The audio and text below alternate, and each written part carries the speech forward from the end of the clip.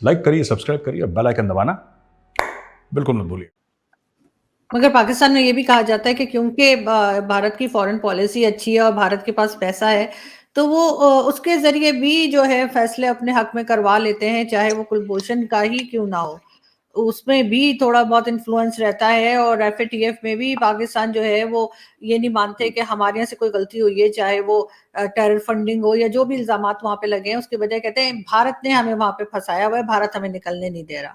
और इसी तरह से हर चीज पे आपके यहाँ की इकोनॉमी आ जाती है, जो आप अभी वैसे भी आप लोग 5th नंबर पर आ गए हैं, तो और भी ये इल्जाम जो है वो पक्का होता हुआ नजर आ रहा है कि आप लोग पैसा चलाते हैं और पाकिस्तान को फंसा देते हैं। नहीं आरजू जी, ये तो मैं खुद आपकी शो में कह चुका हूं, मैं दोबारा कह रहा हूँ, हाँ फंसाते हैं, हाँ पैसा चलाते हैं। हाँ, देखिए ऐसा है ना कि पाकिस्तान में, देखिए मैं आपको बता देता हूँ ये होता कैसे है। 26/11 हुआ, इतने इनोसेंट लोग मारे गए मुंबई में। पार्लियामेंट अटैक हुआ, आपने हमारी पार्लियामेंट पर अटैक करा।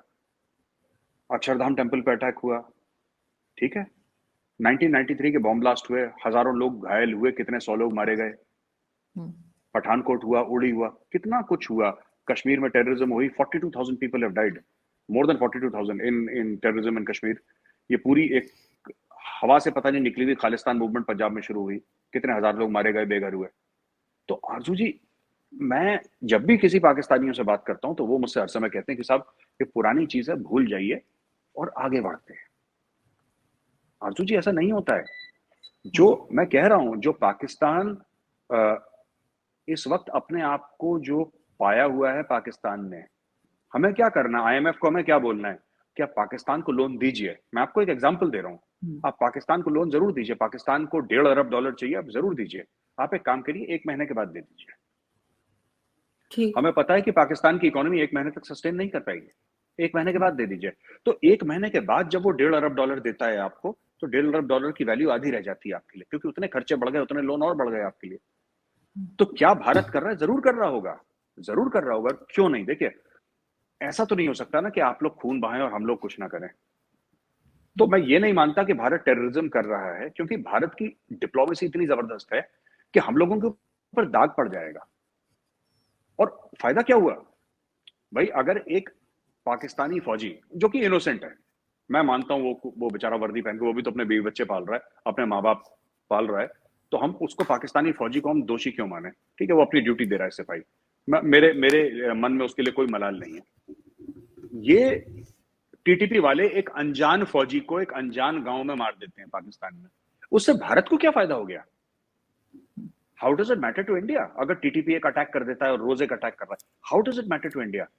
पाकिस्तानी स्टेट की वीकनेस ये नहीं है कि उसमें टेररिज्म है, पाकिस्तानी स्टेट की वीकनेस ये है कि उसमें पॉलिटिकल अनसर्टेनिटी है, इकोनॉमिकली वीक है, डिप्लोमेटिकली वीक है। ये आपकी फॉल्ट लाइंस हैं। आपकी फॉल्ट लाइन ये नहीं है कि वहां पे सलवार कमीज पहने हुए, दाढ़ी और लंबे बाल रखे हुए टीटीपी वाले अटैक करते रहते हैं। वो पाकिस्तानी आर्मी जिस दिन अपने मूड में आएगी, इनको ठीक कर देगी। That much I know the Pakistani फौज, जिस दिन पाकिस्तानी फौज ने टाइट करना होगा, उनको टाइट कर देगी। That is okay. बट आरजू जी, ऐसा है कि हाँ, अगर आप ये कहते हैं कि आप अभी तक एफएटीएफ में हैं, वो 27 में से 26 पॉइंट जितने भी हैं क्लियर करने के बाद, या 41 में से 40 पॉइंट जितने भी अभी भी हैं, उसमें इंडिया का हाथ है, क्यों नहीं है? जो आपको लोन्स मिलते हैं लेकिन लेट मिलते हैं काफी, उस वक्त आपको रिस्पॉन्स नहीं मिलता, उसमें इंडिया क्यों नहीं है? देखिए, क्योंकि जो करा, पाप का घड़ा जो भरा है अभी तक, वो तो फूटेगा कभी ना कभी, और उसका रिस्पॉन्स होगा, और भारत रिस्पॉन्स देगा। और भारत रिस्पॉन्स टेररिज्म का टेररिज्म से नहीं देगा, कभी भी नहीं करेगा Bharat. It does not suit us. फिर जैसे मैंने बोला, एक वो अब्दुल लतीफ का, क्या लतीफ करके कुछ नाम था उस सिपाही का ना, मैं नाम ही भूल गया उसका, सम लतीफ उसका था, मुझे नहीं पता उसका क्या नाम है, मानिए अब्दुल लतीफ है। अब्दुल लतीफ अगर स्वात के किसी गांव में बेचारा, वो बेगुनाह सिपाही पाकिस्तानी फौज का अब्दुल लतीफ अगर किसी गांव में मारा गया, उसके भारत को क्या फर्क पड़ रहा है? इट डज नॉट ठीक। Matter to us. पर अगर पाकिस्तान 6 महीने और अगर एफएटीएफ की ग्रे लिस्ट में रह जाए, ये बहुत बड़ा फायदा है। तो हम वहां पे फोकस करेंगे जहां पे फायदा है। बेचारे अब्दुल लतीफ से हमारा क्या मतलब है? एक चीज मुझे और बताइए मेजर साहब यहाँ पे कि बार बार पाकिस्तान की तरफ से कहा जाता है, खासतौर पे हमारी एस्टेब्लिशमेंट ऑफ फौज की तरफ से, कि हम जो है वो खत्म करना चाह रहे हैं एफएटीएफ से निकलने के लिए। कई लोगों को अरेस्ट भी किया गया, चाहे हाफिज सईद हो या मसूद अजहर के किस्से चल रहे हो। आपको लगता है कि वाकई में पाकिस्तान की एस्टेब्लिशमेंट सीरियस है इस चीज को खत्म करने में, या इस चीज को कंट्रोल करने में, जो ये टेररिज्म वगैरह होती है हमारी तरफ से? आरजू जी, उस दीवार के पीछे ना कई लाशें हैं। पाकिस्तानी फौज की मजबूरी है, और मैं ये भी जानता हूं कि पाकिस्तानी फौज के जो सीनियर अफसरान हैं, जनरल्स हैं, वो चाहते हैं कि टेररिज्म खत्म हो जाए, क्योंकि उनको बहुत नुकसान झेलना पड़ा है। ये एफएटीएफ बहुत बड़ी मार है ये, लेकिन उनकी मजबूरी है, क्योंकि ये लोग जो हैं, ये आज के जो लेफ्टिनेंट जनरल है, ये तो हाफिज सईद से जब से टच में था, जब से मेजर था वो। हाफिज सईद वगैरह ये सब लोग जानते हैं ये लोग कौन कौन है, क्या क्या है। ये जो पूरा भी शगुफा छोड़ा है कि मौलाना मसूद अजहर पाकिस्तान में नहीं अफगानिस्तान में है, अफगानिस्तान में कौन जाएगा ढूंढने?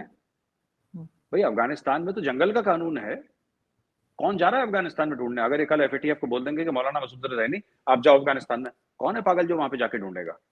Will somebody go? Nobody will go. तो अर्जुन जी, मेरा ये कहना है कि ये सब जो चीजें हैं ना, ये बेकार की बातें हैं। ये पाकिस्तान की मजबूरी, कश्मीर है पाकिस्तान की मजबूरी बन गई है। पाकिस्तान कुछ नहीं कर सकता। पाकिस्तान लाख बोलते कि हम नहीं चाहेंगे कि टेररिस्ट भेजना, ठीक है ना?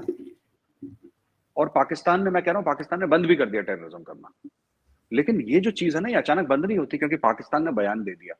आपने 30-35 साल तक वहां पे बीज बोए, आपने 30-35 साल वहां पे बीज बोए, आपने एक इंफ्रास्ट्रक्चर क्रिएट करा, आपने एक पूरी 2-2 पीढ़ियों को आपने लड़ने के लिए आपने जंगजू बनाया, मुजाहिद बनाया, गाजी बनाया। आपने बोला काफिरों का गला काटना है, तुम जन्नत जाओगे, तुमने उसको स्टोरी सुनाई। अब आपको क्या लगता है अचानक पाकिस्तान बोलेगा अच्छा छोड़ो, और वो लोग छोड़ देंगे?